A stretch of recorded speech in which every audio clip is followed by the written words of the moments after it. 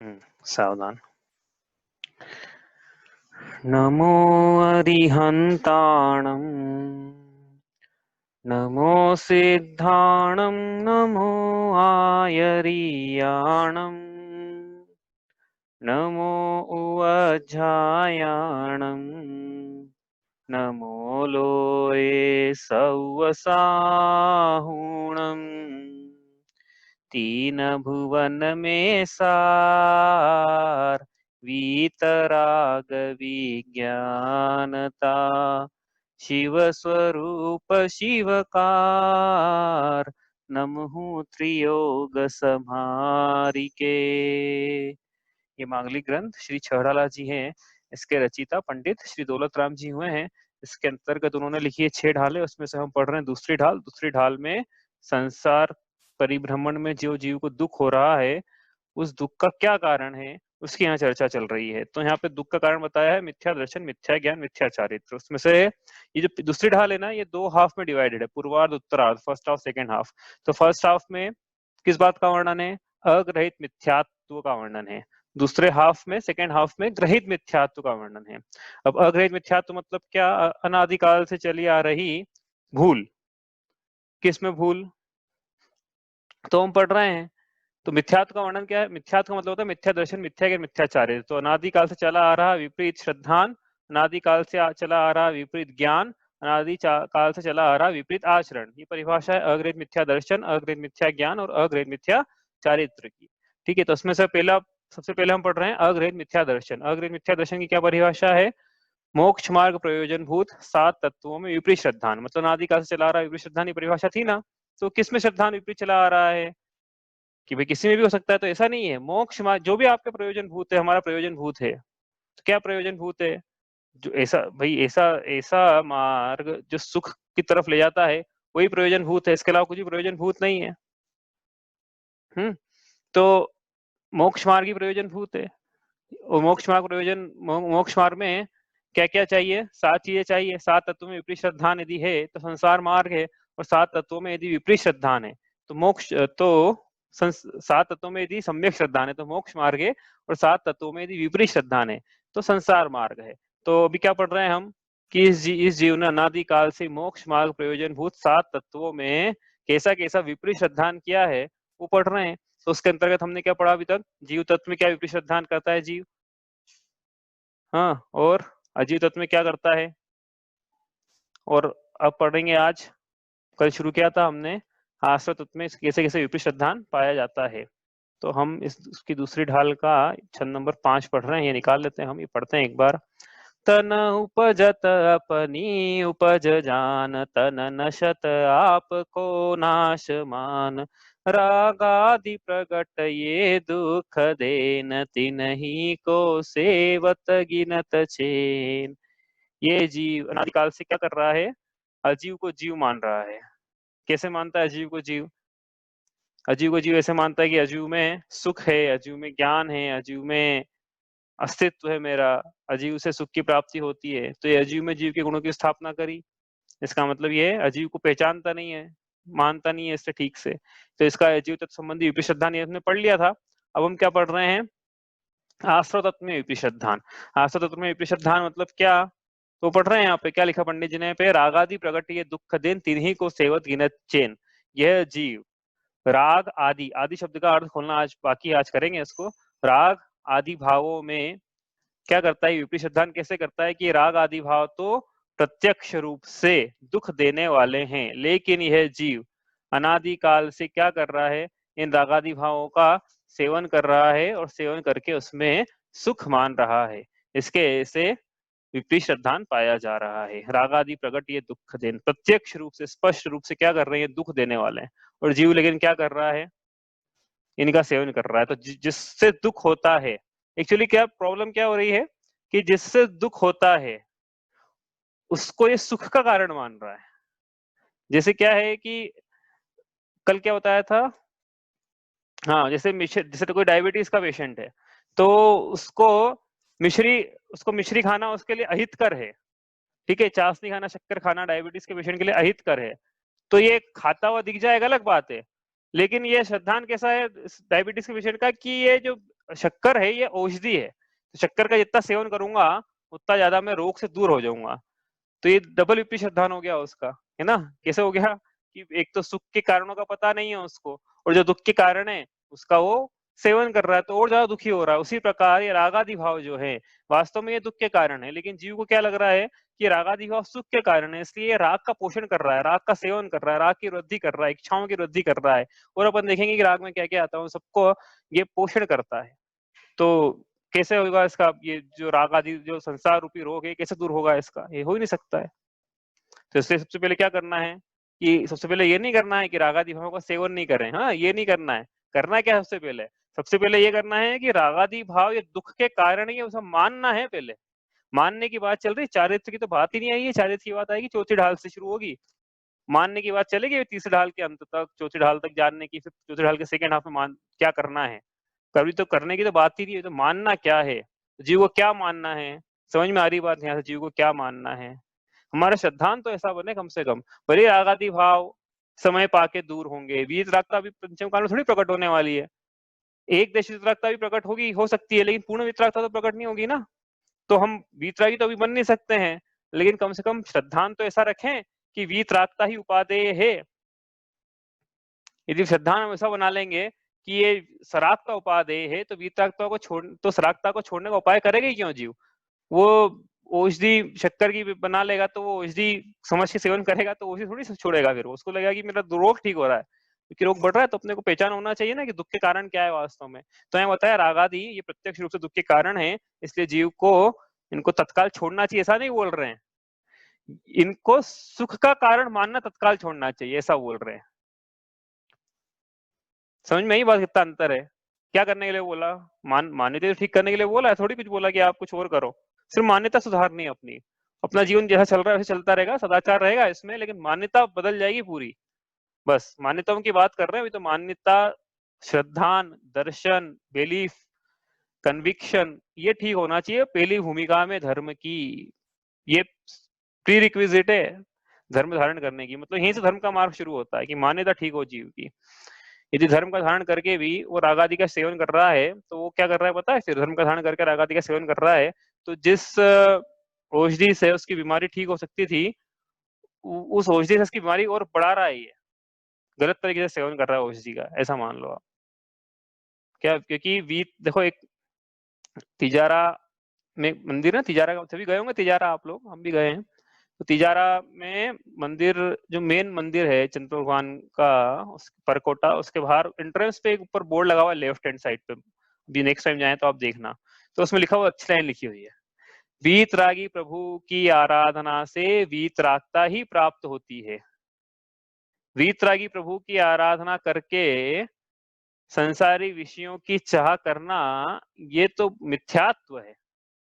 क्या लिखा वहां पे कि वीतरागी जिस प्रभु की हम आराधना कर रहे हैं, वो उससे वीतरागता प्राप्त होनी है हमें, और हम यदि वहां जाए मंदिर में और हम क्या मांगे कि हमें ये दे दो, हमें वो दे दो, तो बिल्कुल विपरीत बात हो जाएगी ये तो।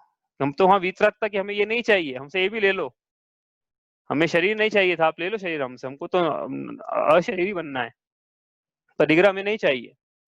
लेकिन वहां जाके हम यदि परिग्रह की वांछा करें, तो ये क्या है, मतलब राग है हमें परिग्रह से, इसलिए इसकी राग की, वहां जाके तो हमें वीतरागता की सीख मिलना चाहिए।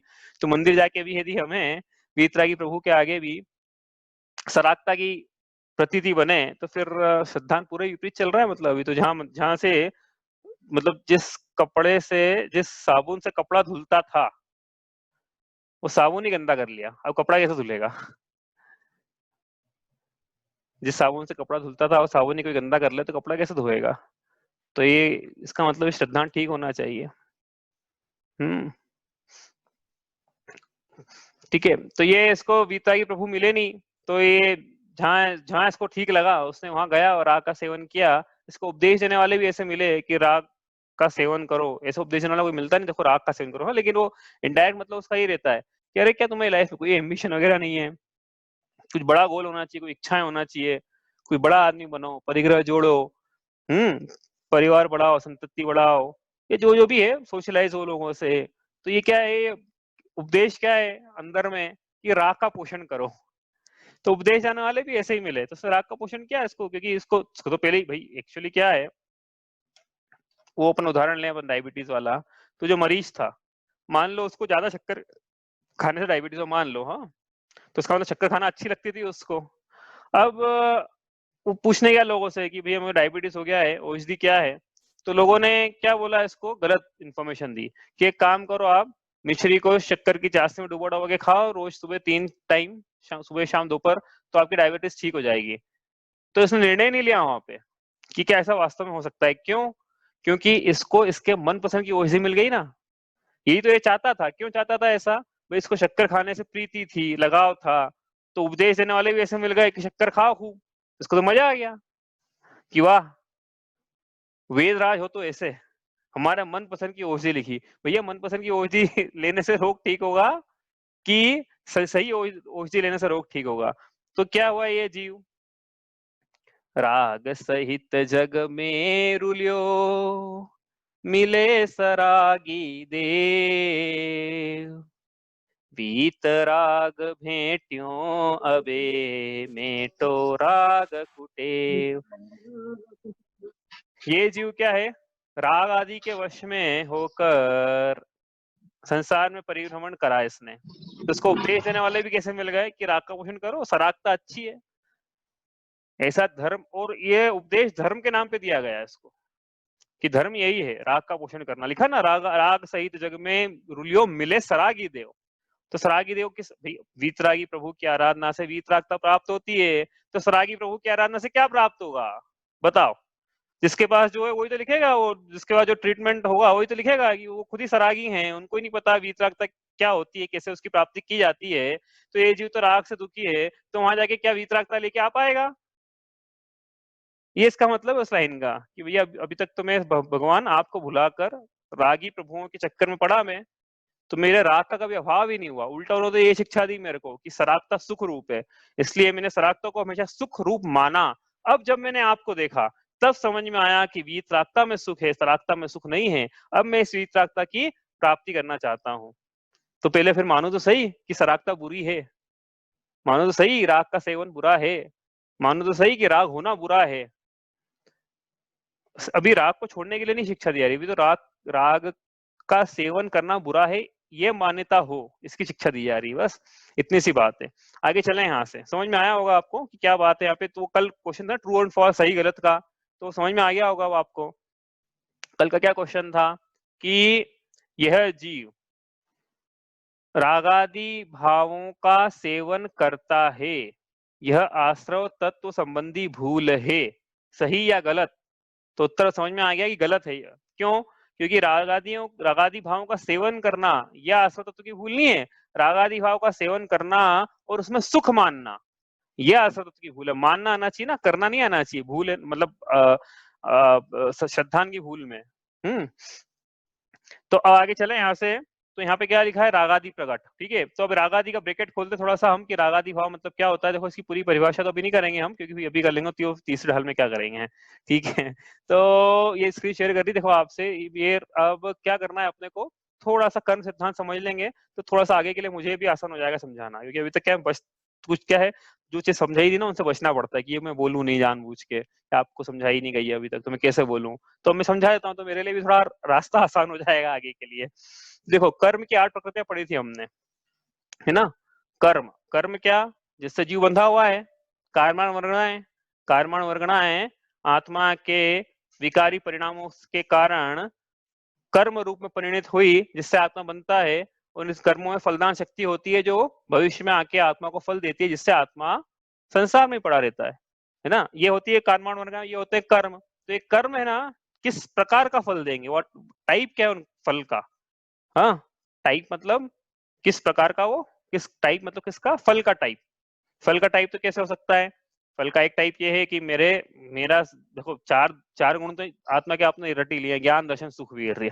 ठीक है, तो इन 4 गुणों से 4 कर्म की प्रकृतियां निकल जाएगी। ज्ञान दर्शन सुख वीर्य था आत्मा के। चेतना, चेतना किसे कहते हैं, जीव किसे कहते हैं? जिसमें ज्ञान दर्शन सुख वीर्य होता है उसे चेतना कहते हैं। इसी परिभाषा आपको रटवाई गई है। तो ज्ञान, ठीक है, अब ज्ञान मेरा स्वभाव है, केवल ज्ञान मेरा स्वभाव है। ठीक है, ज्ञान मेरा स्वभाव है, लेकिन ज्ञान की पर्याय कैसी हो, केवल ज्ञान रूप, इस प्रकार का मेरा स्वभाव है। जिस अरविंद भगवान की केवल ज्ञान रूप अवस्था है सिद्ध भगवान की, ऐसा मेरा भी स्वभाव है। लेकिन अभी प्रकट क्यों नहीं है? तो कारण मिल गया, उत्तर मिल गया आज। क्यों प्रकट नहीं है? क्योंकि कर्म बाधा दे रहे हैं। कर्मों की अपेक्षा से कथन करेंगे आज। कर्म बाधा दे रहे हैं। कर्म बाधा दे रहे हैं मतलब कर्मों का ऐसा उदय आ रहा है कि वो केवल ज्ञान को प्रकट नहीं होने दे रहे हैं। तो मतलब ज्ञान को लिमिट छोटा कर दिया उन्होंने, कहाँ अनंत और कहाँ छोटा सा। तो जो छोटे सा ज्ञान है वो फल है किसका? ज्ञानावरण कर्म का। ठीक है, तो कर्म का एक भेद क्या हुआ? ज्ञानावरण कर्म। ये हमने सब पढ़ लिया है भाई, थोड़ा सा रिवीजन करना है ताकि आगे के लिए भी थोड़ा रास्ता खुल जाए। ठीक है, कर्म कितने प्रकार के होते हैं? प्रकृति अपेक्षा, भेद कर्म के, प्रकृति अपेक्षा। प्रकृति मतलब नेचर, पयड़ीशील स्वभाव, सी गाथा है कुमार साहब जी की। प्रकृति का मतलब शील, शील का मतलब स्वभाव, स्वभाव मतलब नेचर। प्रकृति का मतलब ही नेचर होता है। नेचर मतलब कि ये किस प्रकार का फल देंगे, जिस नेचर क्या है, फल इसमें फलदान शक्ति का नेचर क्या है। तो एक हुआ क्या? सबसे पहला ज्ञानावरण कर्म। ठीक है, अष्ट कर्म धना ऐसा बोलते हैं हम। तो 8 कर्म कौन कौन से हैं? एक है ज्ञानावरण का ज्ञान में बाधा देना, इसका उदय आएगा तो जीव केवल ज्ञानी नहीं हो पाएगा। और भी बहुत सारे फल हैं उसके, अपन डिटेल में अपने को वो नहीं पढ़ना आज, मैं तो कुछ और बता रहा हूँ। दूसरा क्या है? अब यहाँ अब समझ में आएगा इसका क्या मतलब है। दर्शनावरण। दर्शनावरण कर्म मतलब क्या किया? अपने दर्शन पढ़ लिया। कौन सा दर्शन है ये है वस्तुओं का सामान्य प्रतिभास वाला दर्शन। मेरा स्वभाव कैसा है? केवल दर्शन रूप हूं मैं, मतलब तीनों लोकों के, तीनों कालों के, समस्त द्रव्यों के समस्त पर्याय युगपद, इन सब का प्रतिभास मुझे हो, ऐसा मेरा स्वभाव है, ऐसी मेरी शक्ति है, ऐसा मेरा सामर्थ्य है। लेकिन वर्तमान में क्या है कि जो इंद्रियों से सन्निकर्षता को प्राप्त होते हैं उन्हीं का मुझे सामान्य प्रतिभास हो पाता है। और इंद्रियों के अलावा भी जैसे अवधि ज्ञान हो जाएगा या तो उसकी अपेक्षा रहेगा, लेकिन केवल ज्ञान तो नहीं है ना। तो इसका मतलब दर्शनावरण कर्म का ऐसा उदय चल रहा है। समझ में आ रही बात कि वो केवल दर्शन नहीं प्रकट होने दे रहा है। ठीक है, इसके बाद तीसरा ज्ञानावरण, दर्शनावरण। इसके बाद तीसरा कौन सा लिखेंगे अपन यहाँ पे? वेदनीय। वेदनीय मतलब परिभाषा बताई थी वेदनीय की। क्या बताई थी परिभाषा वेदनीय की? याद है किसी को? जिसके उदय से सुख दुख इंद्रियों के असता वेदनी। हाँ, क्या बताओ? जिसके जिसके उदय से इंद्रियों में असता कर्म का उदय होता है। हाँ, थोड़ा करेक्ट करना पड़ेगा। जिसके उदय से इंद्रियों के विषयों में सुख दुख का वेदन होता है, अनुभवन होता है। और साता क्या है? जिसके उदय से दुख का अनुभवन होता है इंद्रियों के विषयों में। और साता वेदनी मतलब जिसके उदय से इंद्रियों के विषयों में सुख का अनुभवन होता है, सुखाभास होता है। तो ये साता साता दो भेद थे उसके, लेकिन यहाँ वेद नहीं चल रहा है। ठीक है, इसके दो भेद करेंगे आज, अपने को करना नहीं, अपने को तो इसके बाद वाले के करने हैं। ठीक है, तो ये अगली प्रकृति कौन सी है? मोहनी है। ठीक है, और इसके बाद भी प्रकृतियां तो मैं नाम लिख देता हूँ भाई। ये आयु आज पढ़ेंगे तो ये नहीं, आज तो अपने मोहनी पढ़ना। आयु, नाम, गोत्र और अंतराय। ठीक है, ये 8 प्रकृतियां हैं इस प्रकार से। अंतराय, ये हो गई। अब 3 तो मैंने बता दी अभी आपको। ठीक है, तो ज्ञान, दर्शन, सुख, वीर्य, ये आत्मा का गुण था। अनंत ज्ञान, अनंत दर्शन, अनंत सुख, अनंत वीर्य, ये आत्मा का स्वभाव है। अनंत चतुष्टय स्वरूपो हम, ऐसा बोला ना। तो कैसे बोला? द्रव्य अपेक्षा से, पर्याय में तो नहीं है अभी। हाँ, लेकिन द्रव्य की दृष्टि से मैं अरिहंत जैसा हूँ। जैसे अरिहंत है, जैसा अरिहंत का आत्मा है स्वभाव से, वैसे ही मेरा आत्मा स्वभाव से है। ठीक है, तो उनका आत्मा कैसा है? अनंत ज्ञान है, अनंत दर्शन, अनंत सुख, अनंत वीर्य वाला। मेरे साथ क्या हो रहा है? तो मेरे साथ देखो, ज्ञानावरण कर्म अनंत रूप नहीं है, ज्ञानावरण कर्म का उदय चल रहा है। तो ये देखो कि अपने को तो मैपिंग करना है। ज्ञान, दर्शन, वीर्य आ गया यहाँ से, और सुख आ जाएगा मोहनी। ठीक है, समझ में ही बात? तो अनंत ज्ञान क्यों नहीं है मुझमें? क्योंकि ज्ञानावरण कर्म का उदय है। अनंत दर्शन क्यों नहीं चल रहा है मुझमें? क्यों नहीं है? क्योंकि दर्शनावरण कर्म का उदय है। अनंत वीर्य कहाँ गया मेरा? ये अंतराय खा गया पूरा अनंत वीर्य को। और अनंत सुख क्यों नहीं है? तो वो पढ़ रहे हैं, अनंत सुख क्यों नहीं है? क्यों नहीं है अनंत सुख? पढ़ा पहली लाइन में, देखो वहां से कोरिलेट भी कर सकते हो आप। ऐसे मिथ्या दृग ज्ञान चरण वश भ्रमत भरत दुख जन्म मरण। दुख का क्या कारण है? दर्शन ज्ञान चारित्र, इसके कारण ये इन लुटेरों ने मेरा सुख लूट लिया। तो उन लुटेरों को पढ़ते हैं आज अलग ढंग से। तो दर्शन ज्ञान चारित्र तो था ही, लेकिन इसके अलावा अब कर्मों की अपेक्षा से कथन करेंगे आज। मैंने बोला ना, वो दर्शन ज्ञान चारित्र आत्मा के गुण थे। आत्मा के उन गुणों का किसने घात किया? मतलब गुणों का घात कोई कर नहीं सकता है, लेकिन आत्मा के उन गुणों की पर्यायों का किसने घात किया? कौन है वो? वो पढ़ना है आज, ठीक है। क्यों पढ़ना है ऐसा? क्योंकि वो रागादि भाव का ब्रैकेट खोलना है आज, तो आगे हम बोल भी पाएंगे कि हाँ ये ऐसा है, ये ऐसा, ठीक है। ठीक, तो यहाँ चले। अब मोहिनी कर्म जो था, ठीक है, ये पढ़ा नहीं अभी तक हमने, आज पढ़ रहे हैं पहली बार। ये मोहिनी कर्म और आगे काम आएगा भैया, ये ध्यान रखना है, ये बहुत काम की चीज है, मतलब काम बेकाम की चीज है, इसको हटा, इसको सबसे पहले इसको हटाना है। सबसे बड़ा दुश्मन कौन है? वो पढ़ रहे हैं आज, ठीक है। तो इसलिए विस्तार इसको ध्यान रखना है अपने को, ठीक है। तो मोहिनी कर्म के दो भेद। एक सेकेंड, क्या हो रहा है इसमें? स्क्रोल नहीं हो रहा है, एक सेकेंड। मोहिनी कर्म के दो भेद किसी को पता है? दर्शन मोहिनी और चारित्र मोहिनी। दर्शन मोहिनी और चारित्र मोहिनी, ये मोहिनी के दो भेद हैं, दर्शन मोहिनी और चारित्र मोहिनी है। जैसे कर्म होते हैं ना, कर्म की प्रकृतियां हैं भाई, क्या पढ़ रहे हैं हम? कर्म की प्रकृतियां पढ़ रहे हैं कि इस कर्म की प्रकृति का जब उदय आएगा तो जीव के साथ क्या क्या होगा। तो पढ़ा ना, ज्ञान आवरण कर्म का जब उदय आएगा तो अनंत ज्ञान की प्राप्ति नहीं हो पाएगी, और अनंत ज्ञान के छोड़ो, बहुत ज्यादा यदि उदय आ गया इसके सर्व प्रकृतियों का, तो ये बहुत ज्ञान से अल्प हो जाएगा, ठीक है। तो इसका ऐसा काम है कर्म की प्रकृतियों का। तो मोहिनी का क्या काम है? नाम ही उसका है मोहनीय, ठीक है। मोह पढ़ लिया है हमने, वो वही काम है उसका, जो उसका नाम है वही उसका काम है। तो अब मोह, ठीक है। अब ये दर्शन को इस दर्शन से कंफ्यूज मत करना, अब अपने पढ़ लिया है भाई, ठीक है। ये दर्शन अलग है, ये दर्शन अलग है, ठीक है। ऊपर दर्शनावरण, वहां दर्शनावरण की परिभाषा क्या थी? वहां दर्शनावरण किस में लगाया था? दर्शन में लगाया था। दर्शन मतलब वस्तुओं का सामान्य प्रतिभास, और ये दर्शन लगाया नीचे। इस दर्शन का क्या मतलब है? इस दर्शन का मतलब है श्रद्धान, मान्यता, ठीक है। ये अंतर है दोनों में। तो दर्शन मोहिनी कर्म का जब उदय आता है तब क्या होता है? तो जैसा नाम है वैसा काम है। दर्शन मोहिनी का जब उदय आता है तब ये जीव मोही होता है, इसका श्रद्धान मोह रूप होता है, इसके श्रद्धान में ममत्व का परिणाम पाया जाता है, इसके दर्शन में मोह पाया जाता है, ये दर्शन मोहिनी। इसके दर्शन में मतलब श्रद्धान में मोह पाया जाता है, मतलब ममत्व का परिणाम पाया जाता है, मतलब मिथ्यात्व पाया जाता है, मतलब विपरीतता पाई जाती है, मतलब इसके मिथ्या दर्शन पाया जाता है, उसको बोला दर्शन मोहिनी। दर्शन मोहिनी का काम है जीव को मिथ्या दृष्टि बनाए रखना। जीव मिथ्या दृष्टि क्यों है कर्म की अपेक्षा से? दर्शन मोहिनी के उदय के कारण। आई बात समझ में? आ रही ना समझ में? जीव अनादिकाल से मिथ्या दृष्टि क्यों है? अनादिकाल से उसके दर्शन मोहिनी का उदय पाया जा रहा है, तो ये उदय पाया जा रहा है, तो ये उदय क्या है इसका काम? दर्शन में बाधा डालना, नीचे वाला दर्शन ना, श्रद्धान वाला दर्शन, उसमें बाधा डालना, मतलब उसको विपरीत बनाना, ये इसका काम है, ठीक है। चारित्र मोहिनी, इसका क्या काम है चारित्र मोहिनी का? हाँ, लिखा दर्शन, लिखा चारित्र, लिखा है यहाँ पे। अब चारित्र मतलब क्या होता है? मिथ्या चारित्र। हाँ, मिथ्या चारित्र। इस जीव का मिथ्या, इसको मिथ्या चारित्र बनाए रखना है इसका, इस जीव का, ये इसका काम है। और मिथ्या चारित्र मतलब कि ये आत्मा में लीन नहीं हो पाएगा। कहाँ लीन रहेगा?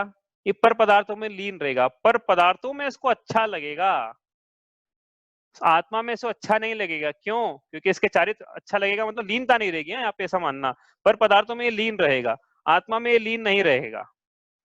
और पर पदार्थों में लीन रहेगा, इसका मतलब पर पदार्थों में अच्छा लगने का परिणाम इसके रहेगा, तो इसका क्या मतलब है? इसे राग रहेगा। पर पदार्थों में अच्छा लगने का परिणाम को राग कहते हैं। अब समझ में आया पंडित जी ने क्यों लिखा रागादि प्रकट ये दुख देन। अभी वही चल रहे हैं अपन, यहाँ से वहां पहुंचेंगे अपन, रागादि प्रकट, ये जो अपन ब्रैकेट खोला है ना इसका, यहाँ से अब तक वहां पहुंचना है रागादि प्रकट पे, ठीक है। तो राग में क्या क्या निकलेगा यहाँ से, अब इन दो शब्दों से निकालेंगे, दर्शन मोहिनी और चारित्र मोहिनी, ठीक है। तो एक तो यहाँ से निकल गया मोह, ठीक है। दर्शन मोहिनी मतलब मोह ले लिया हमने सीधा। देखो इसके बहुत सारे और प्रभेद भी हैं, हम उसमें नहीं आ रहे अभी, ठीक है। सम्यक, सम्यक मिथ्यात्व, मिथ्यात्व 3 भेद होते हैं, उसकी विवक्षा नहीं कर रहे हैं आज। ये दर्शन मोहिनी के 3 भेद होते हैं, वो नहीं कर रहे हैं आज। आज सिर्फ एक दर्शन मोहिनी। अनादिकाल से जो मिथ्या दृष्टि है, मतलब अनादिकाल से उसके एक ही प्रकृति चल रही है दर्शन मोहिनी की, अनादिकालीन। वो हम विवक्षा करेंगे बाद में कि अनादिकालीन की क्यों विवक्षा कर रहे हो, कोई सादी मिथ्या दृष्टि हो तो उसके साथ क्या होगा, तो विवक्षा आज विषय नहीं अपना, वो अपन करेंगे जब तीसरी ढाल में समय आएगा, वहां से फिर अब समझेंगे कि छायोग क्षमिक सम्यक दृष्टि क्या होता है, छाई क्या होता है, रोग क्षमिक क्या होता है, लेकिन वो जब आएगा तब समझेंगे। अभी तो थोड़ा एक स्टेप ही आगे बढ़ रहे हैं हम बस। तो दर्शन मोहिनी की सिर्फ 3 प्रकृति में से एक प्रकृति की बात चल रही है, क्योंकि अनादिकाल मिथ्या दृष्टि के सिर्फ एक ही प्रकृति का उदय रहता है, ठीक है। वो क्या रहता है वो अपन आगे समझेंगे। तो मोहिनी कर्म, दर्शन मोहिनी, इसकी एक प्रकृति, इसका नाम मोह, या इसका नाम एक्चुअली प्रकृति का नाम मिथ्यात्व है। एक्चुअली मिथ्यात्व लिख लो यहाँ पे, क्योंकि मोह तो हम बोल रहे हैं, लेकिन प्रकृति की कर्मों की अपेक्षा से जब आप बात करोगे तो कर्मों की अपेक्षा से उसका नाम, प्रकृति का नाम मिथ्यात्व है। ठीक है, देखो अभी आ गया मिथ्यात्व आ गया ना, दर्शन मोहनी में लग गया मिथ्यात्व, हम ना दो इसके दो अर्थ निकलते हैं मिथ्यात्व के, कहीं कहीं दर्शन में लगाया, कहीं कहीं दर्शन ज्ञान, चाहे तीनों में लगाया, तो यहाँ भी दर्शन में लगाया मिथ्यात्व का मतलब। अब चारित्र मोहनी में आते हैं, तो चारित्र मोहनी इसका क्या काम है? चारित्र में बाधा डालना। तो जीव का क्या चारित्र था? जीव का वास्तव में चारित्र तो ये है कि अपनी आत्मा में लीन रहे, लेकिन ये जीव पर पदार्थों में लीन है। किस कारण से?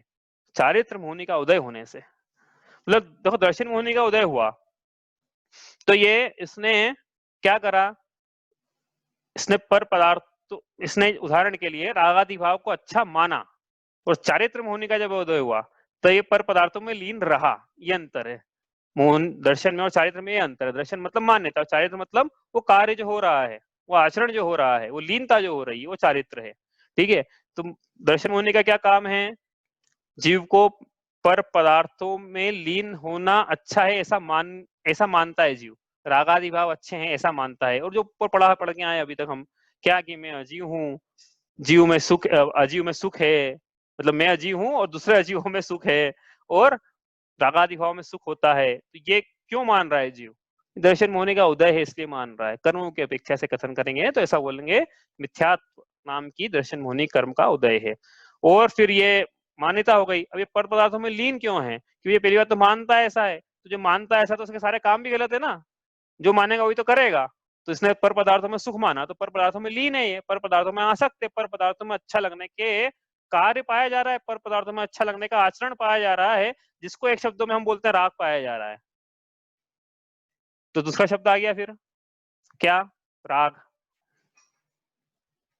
आ गया ना। ये अभी ये इसका भेद नहीं है, हाँ भेद बनाएंगे इसके अभी। जैसे इसका भेद मोह, ये तो एक शब्द यहाँ मोहनी लिखा था, तो जो इसका भेद था वो तो मिथ्यात्व था। ठीक है, और दो भेद और है, आप चाहो तो नाम तो अभी लिख नहीं रहे, चलो छोड़ो उसको। अब चारित्र मोहनी, चारित्र मोहनी में क्या करा? पर पदार्थों में अच्छा लगना का कार्य पाया जा रहा है, मतलब राग पाया जा रहा है। ठीक है, आचरण पाया जा रहा है। अब जहां जहां राग होता है, एक नियम है, जहां जब जब राग होता है तब तब द्वेष पाया ही जाता है। ऐसा कैसे? कोई बोलेगा कि हमको सिर्फ राग ही पाया जाता है, हमको द्वेष पाया ही नहीं आता, हम तो सज्जन इंसान है, हमको किसी से द्वेष नहीं है। तो देखो ऐसा है कि बड़ा सीधा सीधा सा न्याय है इसमें, कि जिन जिन पदार्थों से राग पाया जाता है उन उन पदार्थों को नष्ट करने वाले पर पदार्थों से द्वेष पाया जाएगा। जैसे अपने को मकान से राग पाया जाता है, तो मकान को नष्ट कर दे, जैसे भूकंप आ जाए या आग लग जाए, तो अपने को आग से उस प्रकार का द्वेष पाया जाएगा। नहीं समझ में आ रहा है तो अपने को नौकरी से राग पाया जाता है, तो कोई अपनी नौकरी नष्ट कर दे। अपना जैसे अपने को मुद्रा से प्यार है, ठीक है, अर्थ से प्यार, द्रव्य से प्यार है, ठीक है, अपने प्रॉफिट से प्यार है अपने को बिजनेस में, तो अपना कंपटीटर अपना प्रॉफिट कम कर दे तो अपने कंपटीटर से द्वेष रूप परिणाम स्वाभाविक तौर से पाया जाता है। स्वाभाविक मतलब विभाव परिणाम है ये, लेकिन पाए जाते हैं। ठीक है, ये कहना चाह रहे हैं। तो पाया जाएगा द्वेष, जहां जहां राग है उनके उनको हटाने वाले परिणामों से, मतलब राग जिनसे है उनको नष्ट करने वाले जितने भी सामग्रियां है, सबसे जीव को द्वेष पाया ही जाता है। तो राग और द्वेष साथ में चलते हैं। कभी ऐसा नहीं होगा कि द्वेष तो हट जाएगा राग रह जाएगा, या राग हट जाएगा द्वेष रह जाएगा, ऐसा कभी नहीं होगा। राग द्वेष साथ में पाए जाएंगे। तो समझ में आया फिर रागादि का क्या मतलब है? रागादि प्रगटये दुख देन, ऐसा लिखा था ना वहां पे। तो राग का मतलब अब तीन लिख लें अपन यहाँ पे। राग का मतलब हो गया मोह, राग, द्वेष।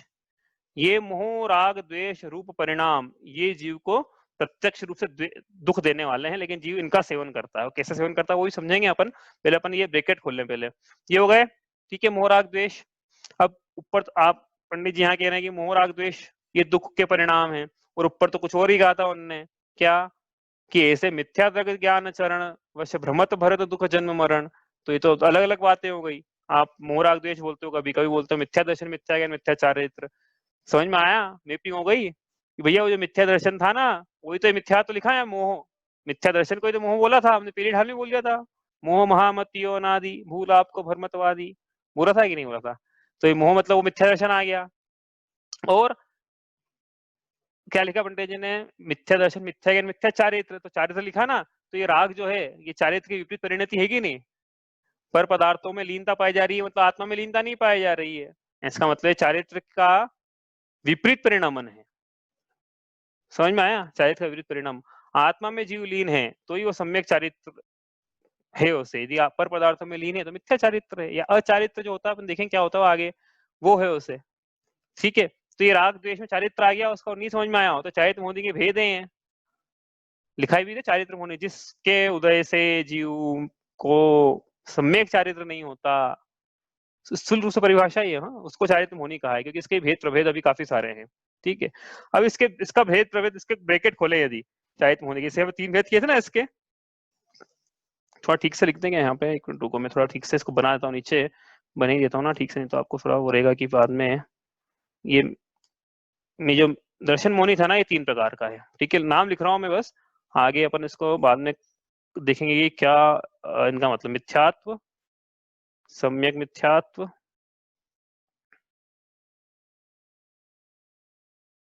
और सम्यक।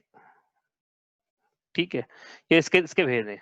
ठीक है, किसके? दर्शन होने के। अब ये मिथ्यात्व समझाया है, सम्यक मिथ्या और सम्यक अपन समझेंगे जब अपन पढ़ेंगे छायोग क्षमिक सम्यक दर्शन क्या होता है तब। ठीक है, अब आगे चलें इधर, तो ये जो चारित्र मोहनी है इसके भी भेद हैं, इसके भेद लिख लेते हैं यहाँ पे, इससे समझ में आएगा कि राग द्वेष में क्या क्या आता है। ठीक है, तो इसके भेद करें अपन तो कितने करेंगे भाई, तो इसके भेद सबको पता है, बस आज पढ़ अलग ढंग से रहे, भेद आपको पता है पहले से ही, पता है। क्रोध आया समझ में, मान, माया, लोभ, ये हो गया। अभी आपने थोड़ा शॉर्ट में पढ़ा हुआ है, क्रोध मान माया समझा नहीं रहे हैं अभी, इसको क्या होता है आपको सबको पता है, क्रोध क्या होता है, मान क्या होता है, माया क्या होती है, लोभ क्या होता है, सब पता है आपको। ठीक है, अब ये क्या तो शॉर्ट में पढ़ा हुआ है, पाठशाला वगैरह में पहले पढ़ा होगा, लेकिन अभी क्या है थोड़ा एक्सपांड करना पड़ेगा इसको, क्योंकि भेद कर रहे हैं ना इसके। तो ये क्रोध भी ना 4 प्रकार का, मान 4 प्रकार का, माया 4 प्रकार की, लोभ भी 4 प्रकार का। वो 4 प्रकार कौन कौन से हैं वो लिख लेते हैं बस यहाँ पे, ताकि अब क्या है आगे बोलने में हमको आसानी रहेगी, हम बोल पाएंगे, और ये बहुत समझना जरूरी है, तीसरी ढाल की भूमिका बन रही है यहाँ पे। यदि ये समझ में नहीं आएगा, तीसरे ढाल में ये समझ में नहीं आएगा कि बहिरात्मा क्या है, अंतरात्मा क्या है, परमात्मा क्या है, वृत्ति किसको बोलते हैं, मुनिराज के क्या होता है, अरिहंतों के क्या होता है, कषाय की अपेक्षा से, और सब विषय आएगा तीसरी ढाल में, तो ये समझना बहुत जरूरी है। तो आज सिर्फ शब्दों से परिचय करा रहे हैं, धीरे धीरे आगे आगे बढ़ते चले जाएंगे हम। ठीक है, तो ये क्रोध जो है 4 प्रकार का, तो कौन कौन से 4 प्रकार का क्रोध है, तो यहाँ पे मैं शब्द लिख रहा हूँ, अनंतानुबंधी, अनंतानुबंधी जुजानो, प्रत्याख्यान प्रत्याख्यानो, स्वंजलन चौकड़ी गुनिये, पढ़ी ना ये, वही बस वही है ये, अनंतानुबंधी। इसके बाद अप्रत्याख्यान, नए नए शब्द लग रहे होंगे भाई आपको, लेकिन आप चिंता मत करो, अभी रट जाएंगे आपको शब्द, क्योंकि रोज बोलेंगे अपन ये, आते रहेंगे अब ये शब्द, बहुत इंपॉर्टेंट शब्द है सब ये। प्रत्याख्यान, आलोचना पाठ में सबने पढ़ा है। हाँ, आलोचना पाठ में है सब ये। स्वंजलन, आलोचना पाठ इन्हें पढ़ा है, हमने बचपन में पढ़ा था, हमको शब्द वहीं से याद है। तो अब क्या है, 4 प्रकार के हैं ये, तो कैसे लगाना है इसको, अनंतानुबंधी क्रोध, अनंतानुबंधी मान, अनंतानुबंधी माया, अनंतानुबंधी लोभ, उसी प्रकार अप्रत्याख्यान क्रोध, अप्रत्याख्यान मान, अप्रत्याख्यान माया, अप्रत्याख्यान लोभ, मतलब 4 चौक 16 करना है इसको, प्रत्याख्यान क्रोध, प्रत्याख्यान मान, प्रत्याख्यान माया, प्रत्याख्यान लोभ, और संजुलन क्रोध, संजुलन मान, संजुलन माया, संजुलन लोभ। ठीक है, 4 चौक 16 हो गए, ये 4 ये लिखे यहाँ पे 1 2 3 4, इस 4 का 4 से मल्टीप्लाई कर दो तो 16 हो जाएंगे, एक को एक में लगा लेना। ठीक है, तो ये हो गई 16 प्रकार की, क्या 16 प्रकार की क्या हो गई है, इनको एक शब्द में बोले तो ये आत्मा के ऐसे विकारी परिणाम है जो आत्मा को कसते हैं, मतलब दुख देते हैं, इनको कषाय बोलते हैं एक शब्द में, ये हुई कषाय। तो कितनी प्रकार की कषाय हो गई, हमको 4 ही बता दी, आज 16 हो गई, 4 चौक 16। आपको डिटेल में नहीं पता होगी किसी को, इनको पता है अच्छी बात। ठीक है, 4 चौक 16 हो गई। अब ये अभी और है कषाय, आत्मा को जो कषे। ठीक है, अब ये इनमें ये तो हो गई कषाय। अब एक और शब्द है जो बार बार बोलेंगे भैया, आगे आगे जाके आएगा ये शब्द, बार बार तीसरी ढाल में बार बार बोलेंगे इसको, वो है नो कषाय। नो कषाय, नो का मतलब यहाँ पे क्या है कि कषाय इतनी बलवंत नहीं है ये, इससे किंचित कषाय, अल्प कषाय, ईशत कषाय, उसको बोला एक शब्द में नो कषाय। नो नहीं है 9 नंबर, हाँ, नंबर 9 नहीं है वो, नो मतलब ईषद, ठीक है, उसका ईषद मतलब अल्प, किंचित, थोड़ी सी, जो कषाय जितनी बलवान तो नहीं है लेकिन कषाय जरूर है। तो ये 9 कषाय भी हैं, कितनी है वो 9 कषाय?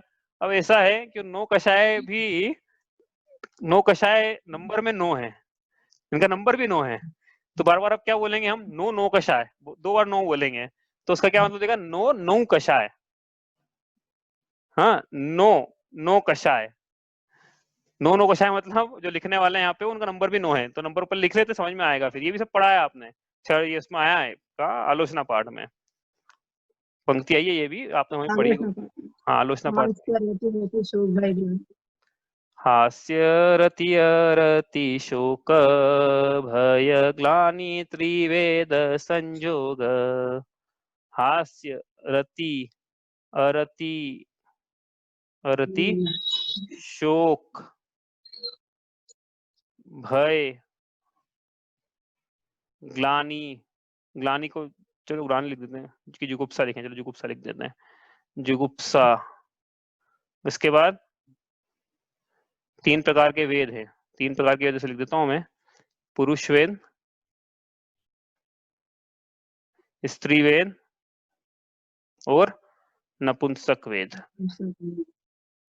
सब क्या है ये, इनका डिटेल वन आगे करेंगे जब मौका आएगा आपको, लेकिन जो भी थोड़ा सा भी पता है इसमें से, तो जैसे हास्य क्या है? हंसने के परिणाम, रति क्या है? पर पदार्थों में उत्सुकता के परिणाम, अरति क्या है? पर पदार्थों में अनुत्सुकता के परिणाम, शोक क्या है? पर पदार्थों को लेकर कुछ मन में संताप के परिणाम, भय क्या है? भय के परिणाम, जुगुप्सा ग्लानि के परिणाम, पुरुष वेद मतलब स्त्री को भोगने के संबंधी परिणाम, स्त्री वेद मतलब पुरुष को भोगने संबंधी परिणाम, नपुंसक वेद मतलब दोनों को भोगने संबंधी परिणाम, या नपुंसक को जो पाया जाता है वो परिणाम। ऐसे जो परिणाम है उनको यहाँ एक ब्रैकेट बनाया, उसका 9 कषाय, ठीक है, ये सब 9 हो गए, गिन लो आप, 1 2 3 4 5 6 7 8 और ये 9, इस प्रकार से 9 क्या है? ये 9 कषाय। पूछना है क्या पायल? माइक नहीं भैया, अच्छा माइक, स्पीकर। हाँ माइक, ठीक है, चलो ये हुआ 9 कषाय। तो कितनी कषाय हो गई टोटल? 16 तो कषाय, ये 16 ये हो गई, 9 ये हो गई, 16 9 मिला के 25 हो गई। तो इसको बोलेंगे तो कैसे बोलेंगे?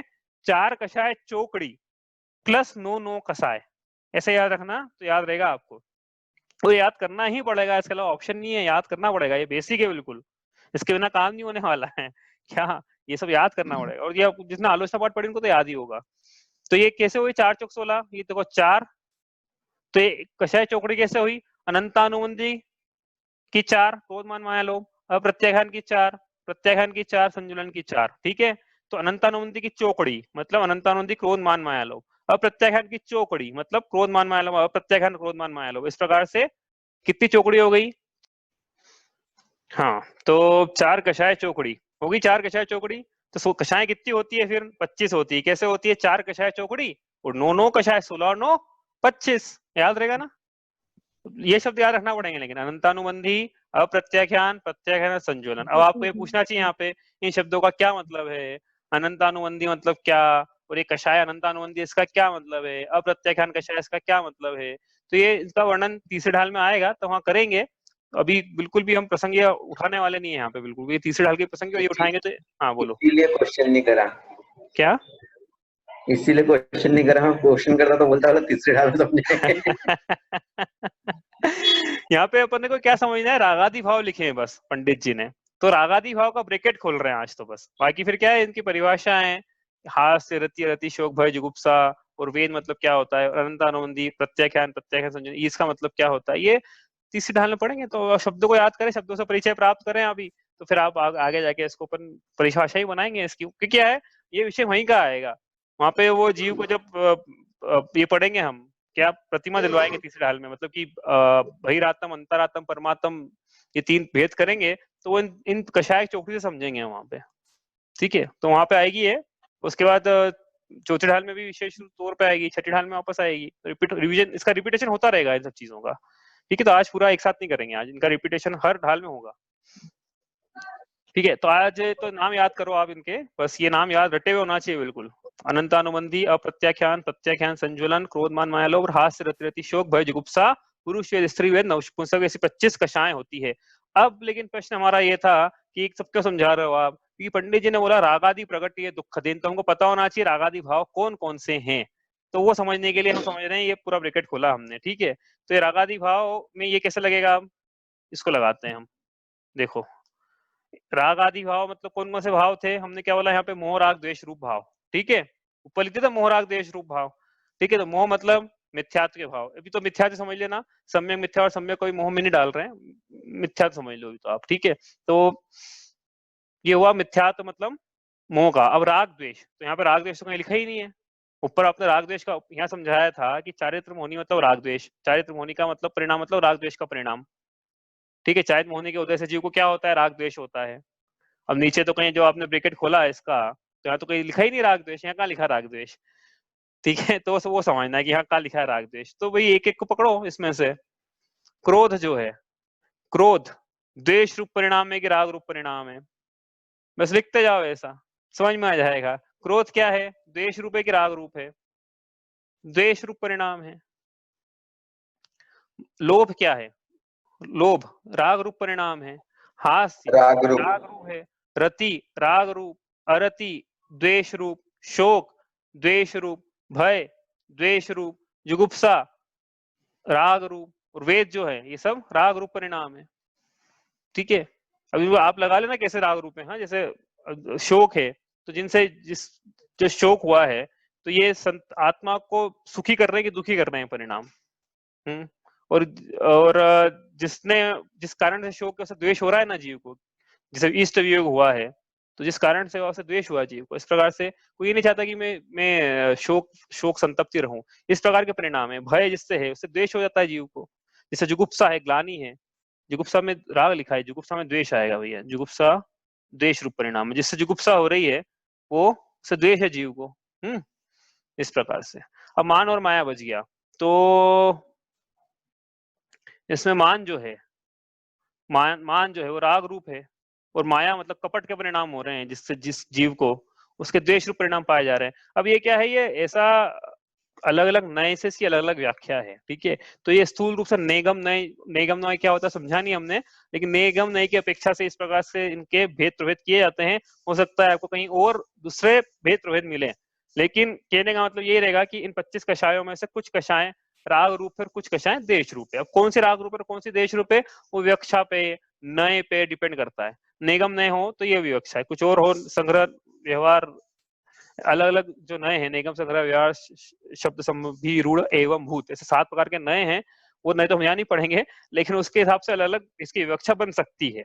एक स्थूल रूप से विवक्षा लेकिन ये है कि कहीं राग पाया जाएगा किसी को किसी अवस्था में, किसी अवस्था में उसको देश पाया जाएगा।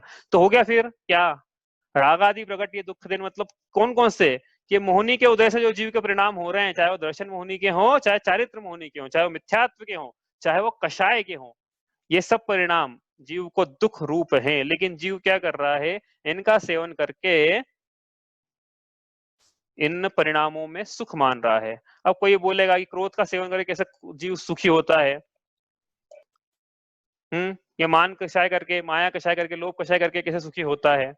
तो क्रोध करके कैसे सुखी होता है, देखो क्रोध की एक बात बताता हूँ मैं, क्रोध की एक और अवस्था है जिसको बोलते हैं बेर, ठीक है। तो क्रोध तो एक सेकंड में आया, कोई ये बोल सकता है कि मुझे मेरा अपने आप पे कंट्रोल नहीं रहा, तो मैं क्रोध प्रकट हो गया मेरा, ठीक है। यहाँ तक तो बात समझ में आ भी सकती है एक बार। लेकिन कोई ये बोले कि मुझे बेर है, तो बेर तो बुद्धिपूर्वक हो रहा है ना उससे, ऐसा तो नहीं कि उसकी क्षणिक पर्याय थी बेर। बेर मतलब किसी से शत्रुता रख लेना अपने मन में, वक्त आने पे इसका हिसाब चुकाएंगे अपन, ये बेर के परिणाम हो गए। तो बेर के परिणाम देश रूप परिणाम है, ठीक है। लेकिन ये बेर के परिणाम रखकर जीव उस बेर के परिणामों में सुख मान रहा है। कैसे मान रहा है कि एक मौका आएगा मेरा, मैं चुकाऊंगा उस समय, तो बेर के परिणाम सुख रूप मान रहा है उसको, तो ये इसके विकारी परिणामों में सुख मान रहा है। इसका आश्रय तत्व में विपरीत श्रद्धान है। बेर तो क्या है, साल में 3 बार आती क्षमावाणी, कि एक थोड़ा सा भी बेर नहीं रहे किसी के प्रति क्रोध के भाव नहीं रहे, बेर के भाव नहीं रहे। लेकिन ये जीव फिर भी बेर के परिणाम रखे, उसमें सुख माने तभी तो रखे ना बेर के परिणाम। ऐसा हो सकता है कि बेर के परिणाम और दुख रूप हो, कि हम तो फिर रख ही क्यों रहे हो फिर आप, जब आपको दुख हो रहा है तो। लेकिन नहीं, उसमें सुख मान रहा है वो। इसी प्रकार मान के परिणाम, मैं बड़ा हूं, मेरी प्रभुता है, मैं कहीं भी जाऊं तो लोगों को हाथ मिलाने के लिए खड़ा होना चाहिए मुझसे, या जो भी इसके परिणाम पाए जा रहे हैं, सब राग रूप परिणाम है। इसमें सुख मान रहा है, माया के परिणाम, कपट के परिणाम, कि जितना अच्छा चप्पल दुकानदार बनूंगा या चप्पल सेल्समैन बनूंगा, चप्पल मतलब कुटिल, हाँ कुटिल मानना चप्पल का मतलब, कुटिल बनूंगा तो उतना अच्छा, तो ये परिणाम जो है इसमें ये सुख मान रहा है। लोभ, तो भाई जानते हो आप, लोभ के परिणाम में जीव कैसे सुख मानता है कि पर पदार्थों का परिग्रह होगा तो मुझे सुख होगा, इसके परिणाम पाए जा रहे हैं, पर पदार्थों में आसक्ति पाई जा रही है। तो ये इसी प्रकार लगा ना आगे भी, हास्य रति रति शोक भय जुगुप्सा में भी आप लगा लेना। जैसे भय के परिणाम में कैसे सुख मानता है, भय के परिणाम में सुख मानता है क्या जीव, बताओ। कोई बोलेगा नहीं भय में दुखी होता है, भय में कैसे सुख होता है। अच्छा, तो हॉरर मूवी देखी कि नहीं देखी कभी समझ में आ गया भय में कैसे सुख होता है। स्केरी हाउस, हॉन्टेड मेंशन, ऐसे बने हुए भैया बहुत जगह, अपने इंदौर में बना हुआ था एक जगह टीआई में ऊपर, स्केरी हाउस। मैं तो गया नहीं कभी, लेकिन बना हुआ था वहां पे स्केरी हाउस करके। वहां पे डराते थे और डर के लोग सुख होते, मतलब टिकट ले रहे हो ना, डरने का टिकट ले रहे हो, मतलब डर में सुख है, इसका मतलब ये माना आपने। हॉरर मूवी देखने का मतलब डर में सुख है माना, ठीक है। तो इस प्रकार के इसके परिणाम पाए जाते हैं। तो ये क्या है परिणाम, इस प्रकार से इनमें सुख की मान्यता है जीव की। रागादि, पंडित जी ने क्या लिखा, रागादि प्रकट ये दुख देन, रागादि भाव ये प्रत्यक्ष रूप से दुख देने वाले हैं, लेकिन जीव इनका सेवन करके इसमें सुख मान रहा है। ये हुआ रागादि भाव का मतलब। ये शब्द याद कर लेना, इसलिए इतना लिखा था।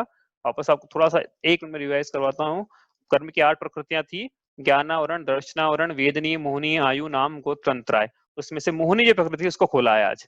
पहले ज्ञानावरण को खोला था एक बार, है ना, आज मोहनी को खोला है। तो मोहनी के उत्तर भेद जो है, भेद के उत्तर भेद होते हैं ना, भेद प्रभेद, तो मोहनी के भी भेद हैं फर्दर। तो 2 भेद हैं मुख्यतः से, दर्शन मोहनी और चारित्र मोहनी।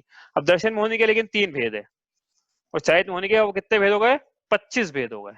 दर्शन मोहनी के 3 भेद कौन कौन सा, दर्शन मोहनी के 3 भेद, मिथ्यात्व, सम्यक मिथ्यात्व और सम्यक। उसमें हमने मिथ्यात्व पढ़ाया अभी। मिथ्यात्व मतलब पर पदार्थों में ममत्व का परिणाम, विपरीत मान्यता, मोह, मिथ्या दर्शन, उसको बोला मतलब ऐसी प्रकृति जिसके उदय से सब होता है। तो मिथ्यात्व नाम की दर्शन मोहनी की प्रकृति का उदय आएगा तब जीव मिथ्या दृष्टि होगा ही। हाँ, किसी मतलब एक बीच में 1 2 दूसरा तो तीसरा कौन सा छोड़ देना, अभी आप स्थूल रूप से बोल रहे हैं, अभी इतना डिटेल में नहीं समझ रहे हैं मतलब। तो ये जब उसका उदय आएगा तो जीव मिथ्या दृष्टि होता ही है।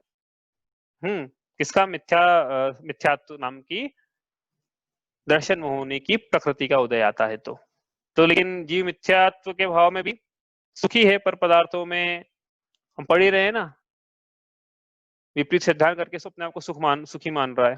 जैसे अजीव में सुख होता है, ऐसा मान के भी अपने आप को सुखी मान रहा है। और चारित्र मोहनी के कितने भेद है, चारित्र मोहनी के 25 भेद कर लिए हमने यहाँ पे। अनंत 4 कषाय चौकड़ी और 9 कषाय, शॉर्ट में बोलूंगा हमेशा मैं। 4 कषाय चौकड़ी और 9 कषाय। चाय कषाय चौकड़ी को, कषाय चौकड़ी मतलब क्या, 1 कषाय को 4 से मल्टीप्लाई करा, तो अनंतानुबंधी के 4, क्रोध मान माया लोभ, ये हो गई 1 कषाय चौकड़ी। ऐसा मत करना कि क्रोध को अनंतानुबंधी प्रत्यय, ऐसा मत कर देना, हो उल्टा मत कर देना, गड़बड़ हो जाएगी सब। अनंतानुबंधी की चौकड़ी, अप्रत्याख्यान की चौकड़ी, ऐसे याद रखना है इसको। क्रोध की चौकड़ी मत कर देना कि क्रोध 4 प्रकार का हो गया तो क्रोध की चौकड़ी हो गई, नहीं गलत हो जाएगा। फिर वो हम बोलेंगे जब कि 3 कषाय चौकड़ी का भाव हो गया, तो फिर 3 कषाय चौकड़ी का ऐसे भाव होगा, अनंतानुबंधी की 4 गई, अप्रत्याख्यान की 4 गई और प्रत्याख्यान की 4 गई। ऐसे मुनिराजों को 3 कषाय चौकड़ी का भाव होता है। ये सब अभी आगे समझेंगे हम कैसे होता है क्या है। और 9 कषाय, इनके नाम याद हो गए होंगे अब आपको। तो ये रीजन है भाई। अब 1 मिनट में अब आगे चले यहाँ से। तो जीव को इन सब में रागादि भाव करके इसमें सुख मान रहा है। वो कैसे मान रहा हो आप कर लेना, एक्सरसाइज छोड़िए, आपके थोड़ी सी होमवर्क, हाँ पूछूंगा तो नहीं मैं, आप कर लेना कि क्रोध के मान में मुझे कैसे सुख लगता है, मान के भाव में कैसे सुख रूप लगते हैं मुझे, माया के भाव मुझे कैसे सुख रूप लगते हैं ना, लोभ के, हास्य भी कषाय है, ये हंस रहा है इसका मतलब दुखी है। जैन दर्शन तो ये बोल रहा है हम तो खूब हंसते हैं और खुश रहते हैं। भैया हंस रहे हो तो हम तो कह रहे हैं कि आप दुखी हो, ऐसा कह रहे हैं हम पे। और समझेंगे इसको आगे, आपको और समझना, आप खुद लगाना इसको, अपना विषय ज्यादा है नहीं इसलिए ज्यादा खोल नहीं रहा इसको। हास्य रति रति शोक भय जुगुप्सा, ये सब भी कैसे कैसे इनमें जीव सुख की कल्पना कर रहा है, ये आप सब अपने आप में, हम सब लगाएं अपने आप में कि हमें कैसी कल्पना ऐसी पाई जाती है, यदि पाई जाती है तो, नहीं पाई जाती है हमें तो बहुत अच्छी बात, और पाई जाती है तो उसको हटाना है। अब आगे चले यहाँ से। तो क्या है, हमने आश्रव की एक और परिभाषा बताई थी।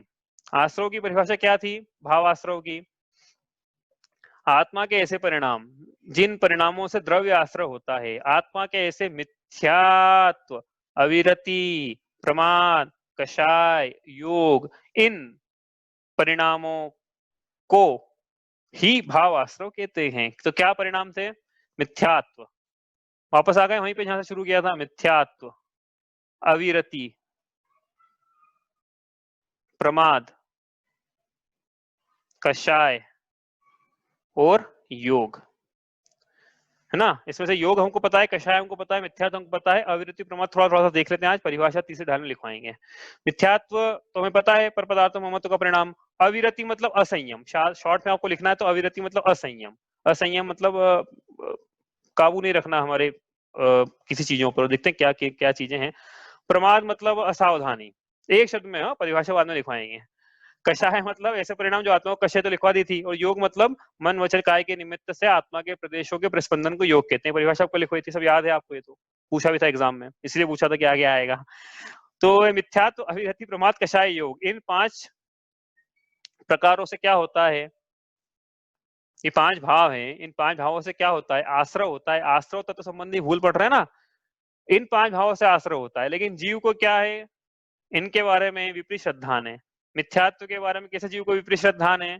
जैनियों की बात कर रहे हैं भैया, जैनियों की बात करें तो ये जीव भले ही शास्त्र अध्याय भी कर ले, बहुत प्रकांड पंडित बन जाए, ठीक है, लेकिन इसके क्या विपरीत श्रद्धान पाया जा सकता है कि देखो, देव शास्त्र गुरु ये तो हम सच्चे ही पूजते हैं, हम सर कटा लेंगे अपना, लेकिन कभी कुगुरु, कुदेव, कुशास्त्र के सामने सर नहीं झुकाएंगे। ये श्रद्धा ने तो इसके पाया जा रहा है, तो अच्छी बात, ठीक है, लेकिन इसके साथ में ये श्रद्धा नहीं पाया जा रहा है कि इसके अलावा मोक्ष मार्ग प्रयोजन भूत 7 तत्वों में भी समीचीन श्रद्धान होगा तो ही सम्यक दर्शन होगा। सिर्फ देवशास्त्र गुरु में सम्यक श्रद्धान को सम्यक दर्शन नहीं कहा, साथ में मोक्ष मार्ग प्रयोजन भूत 7 तत्वों में भी समीचीन श्रद्धान हो जीव के तो सम्यक दृष्टि। लेकिन इसने क्या मान लिया? मंदिर जाते हैं हम सम्यक दृष्टि, हम शास्त्र अध्याय करते हैं सम्यक दृष्टि, हम व्रत उपवास करते हैं हम सम्यक दृष्टि, और मोक्ष मार्ग प्रयोजन भूत 7 तत्वों की तो श्रद्धा ही नहीं करता है, बात ही नहीं करता है, चर्चा ही नहीं करता है, चर्चा ही नहीं सुनता है, विचार ही नहीं करता है, मनन ही नहीं करता है, श्रद्धा ही नहीं है इसके। तो ये जीव मिथ्यात्व, इसकी भूल है, भूल समझ रहे ना हम, ये आश्रय तत्व संबंधी भूल हो गई इसकी। क्यों? क्योंकि ये कर्म का द्वार था, इसने बंद नहीं किया, और क्या एक ही चीज कर दूसरी चीज को तो माना ही नहीं इसने, इसकी भूल हो गई है, ठीक है। यही बात समझ में। क्या भूल है इसकी कि अब वो शब्द जो था वो ये था कि, अब दूसरे शब्दों में बोलूं मैं आपको, तो ये है जीव ग्रहित मिथ्या दर्शन को तो मिथ्या दर्शन मानता है, लेकिन अग्रहित मिथ्या दर्शन को मिथ्या दर्शन नहीं मानता है। अब ये ऐसा कैसे हो सकता है? तो बताया ना अभी कैसे हो सकता है। हम जाएंगे तो पूजा तो वीतरागी प्रभु की ही करेंगे, कुछ भी हो जाए, सरागियों के पास तो हम कभी नहीं आएंगे, लेकिन अंतरंग में मोक्ष मार्ग प्रयोजन भूत 7 तत्वों के प्रति रुचि नहीं है इसकी, आत्मा के प्रति रुचि नहीं पाई जा रही है इसकी। तो इसकी भूल होगी ना तत्व समझने में, तत्व समझने में भूल हो गई ना इसकी। इसको इसलिए कहेंगे कि ये इसकी आश्रय तत्व संबंधी भूल है। और आगे समझे हम इसको। अविरति, अविरति मतलब असंयम। असंयम 2 प्रकार का, एक तो इंद्रियों पे इसका वश नहीं चल रहा है, दूसरा हिंसा में इसकी प्रवृत्ति पाई जा रही है, ठीक है। तो अब जैनियों की बात करें हम, भैया हम जो बोल रहे हैं सब मोक्ष मार्ग प्रकाशक से बोल रहे हैं, आप पढ़ लेना, वहां पे मोक्ष मार्ग प्रकाशक का 7वां अध्याय है, वहां पे निश्चयाभासी है शायद, यह व्यवहार जो भी है, निश्चयाभासी, शायद निश्चयाभासी जैन मिथ्या दर्शनों की विवेचना लिखी हुई है वहां पे। तो वहां पे प्रकरण उठाया पंडित जी ने, आश्रय तत्व हेडिंग है उसकी, ये आश्रय तत्व संबंधी भूल, वहां पे सब लिखा हुआ है। यहाँ पे पहले ये लिखा, दूसरा नंबर पे कि ये जीव, कौन जीव? जैनियों की बात कर रहे हैं, जो मंदिर जाते हैं, शास्त्र अध्याय करते हैं, उनकी बात कर रहे हैं। तो ये जीव जो उपवास करते हैं उनकी बात कर रहे हैं। अब ये जीव उपवास तो करे, व्रत तो करे, क्यों? क्योंकि असंयम, अब व्रत कर संयम का हरण किया ना भाई, इसके आहार का निषेध हुआ, तो ऐसा बोल सकते हैं क्या कि संयम का पालन किया इसने? तो भाई व्यवहार आहार का निषेध संयम के पालन के लिए किया था इसने, ये तो बोल सकते, इतना तो बोल सकते हम। लेकिन इसने आहार का निषेध करके भी विषय भोगों की अभिलाषा रखी। उपवास तो करा इसने, व्रत तो धारण किए इसने, लेकिन इसके फिर भी असंयम बना रहा परिणामों में। कैसे बना रहा कि कल तो हम मस्त क्या बनता है अगले दिन, मोगर खाएंगे और गोंद खाएंगे और वो हलवा बनता है वो खाएंगे, जो भी बनता है जिसके यहाँ। अब और बस ये एक बार उपवास हो 36 घंटे का हमारा, फिर देखो हम जो टूटते ना खाने पे, मजा आ जाएगा। ये इसका ऐसा पाया जाता है। ठीक है, ऐसी अविरति इसकी पाई जा रही है। कैसी अविरति? परिणाम रूप, परिणामों में असंयम है। तो बहिरंग में भले इसने उपवास भी कर लिया, लेकिन इसके भूल पाई जा रही है आश्रव तत्व संबंधी। इस तत्व पे विपरीत श्रद्धान कर लिया कि भैया बाहरी जो ये करना है यही था, लेकिन अंतरंग में कोई इसके नहीं पाया जाता है। इसके बाद इसके ये तो हुई क्या, असंयम हुआ इसके इंद्रिय से संबंधित। अब प्राणी से संबंधित, प्राणी से संबंधित मतलब क्या कि किसी प्रकार की हिंसा नहीं करना, तो हिंसा होनी नहीं चाहिए हमसे। तो हिंसा नहीं होनी चाहिए मतलब, तो देखो हमने सब कर लिया जो जो भी करते हैं हम घर में, कि रात की भोजन त्याग कर लिया, या हमसे कहीं हिंसा नहीं होती है, हम हमारा घर क्लीन करते हैं, हम देख के नहीं चलते नीचे कि क्लीन ही रहता है वो। ठीक है, तो पंडित जी ने लिखा वहां पे, देखो दो चीजें लिखी वहां पे, विषय सेवन में अभिलाषा मूल है और हिंसा में प्रमाद मूल है। तो विषय इसके भले ही इसने उपवास कर लिया, लेकिन विषय सेवन की अभिलाषा पाई जा रही है, तो इसके उपवास सार्थक नहीं है। इसी प्रकार इसने भले ही प्रतिमाओं का धारण कर लिया, लेकिन ये फिर भी असावधान है। भले ही ये चल रहा हो और चलते हुए असावधान नहीं चल रहा है, प्रमाद से चल रहा है। प्रमाद चल रहा है मतलब नीचे देख के नहीं चल रहा है ये, भले ही इसकी हिंसा नहीं हो रही हो, लेकिन नीचे देख के नहीं चल रहा है ये, तो भी इसको हिंसा का दोष है। तो ये मानता नहीं है ऐसा, लेकिन ये मानता है कि हिंसा तो नहीं हो रही ना, मतलब हम बच गए। लेकिन यहाँ कह रहे हैं कि हिंसा में प्रमाद मूल है। भले ही आप नीचे देख के चलो और हिंसा हो जाए कदाचित, तो भी दोषी नहीं जीव, ऐसा लिखा है पुरुषा सिद्धि उपाय में। और भले ही आप बिना देखे चलो और हिंसा नहीं हो, तो भी जीव हिंसा का दोषी है। लेकिन ये इसको पता नहीं, ये इसके तत्व संबंधी भूल है, पढ़ा नहीं है ना ऐसे ढंग से। तो थोड़ा बहुत बस लोगों को देख के उपवास करते हैं सब, अपन भी करेंगे। देखो ये किसी के एक के लिए नहीं बोल रहा हूँ मैं, हाँ, ये तो आप बोलो मेरे लिए बोल रहे हैं। ये तो वहां मोक्ष प्रकाशक में लिखा हुआ बता रहा हूँ मैं आपको।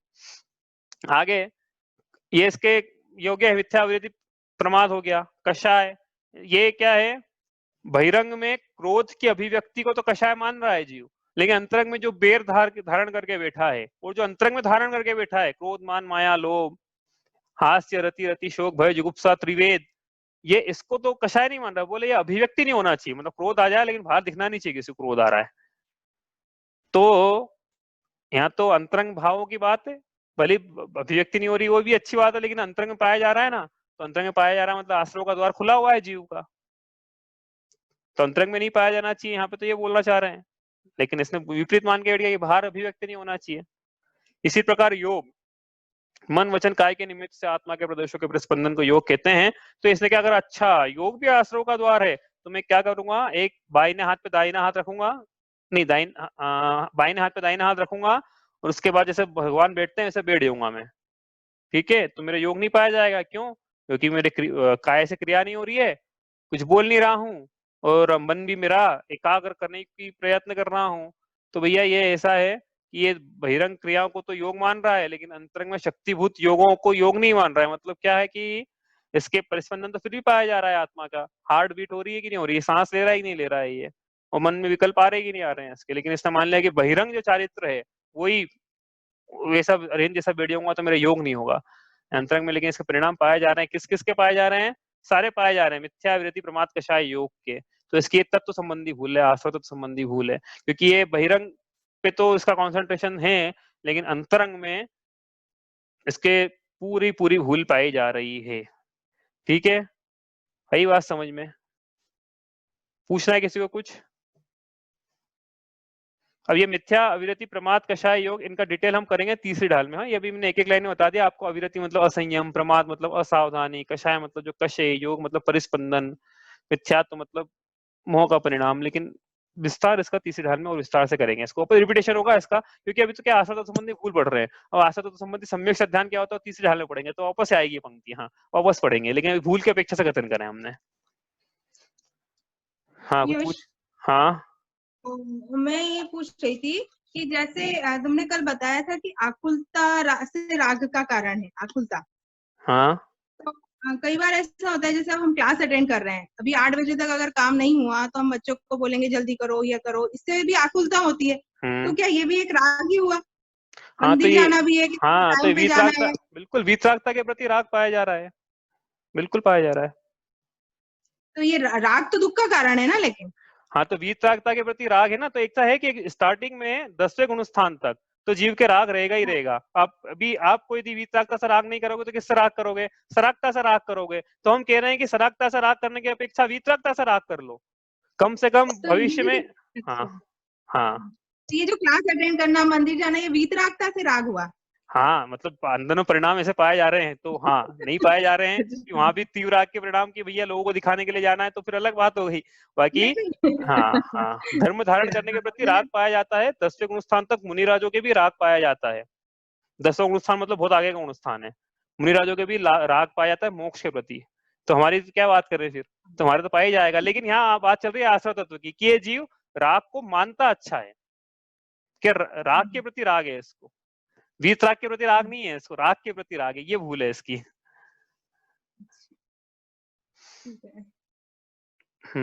तो ये तो पाया जाएगा, ये इसको भी, और कल इसकी विवेचना करेंगे अब अलग से पुण्य और पाप की, तब वो थोड़ा क्लियरिटी आएगी कि क्या है पुण्य क्या है पाप, तो हम करेंगे नहीं करेंगे काम। आपने बोला कि भैया तो राग हो गया, फिर राग दुख का कारण है, तो ये इसकी कल करेंगे विवेचना, और अच्छे से पुण्य पाप भी आएगा उसमें।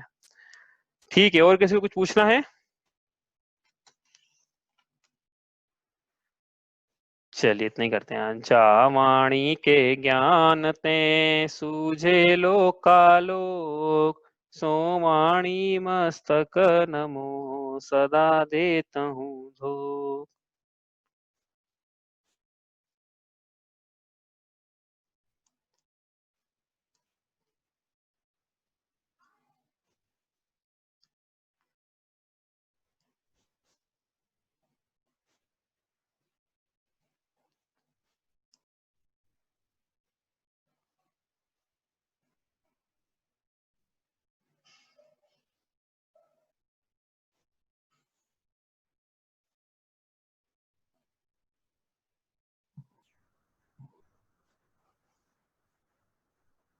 जय जिनेन्द्र।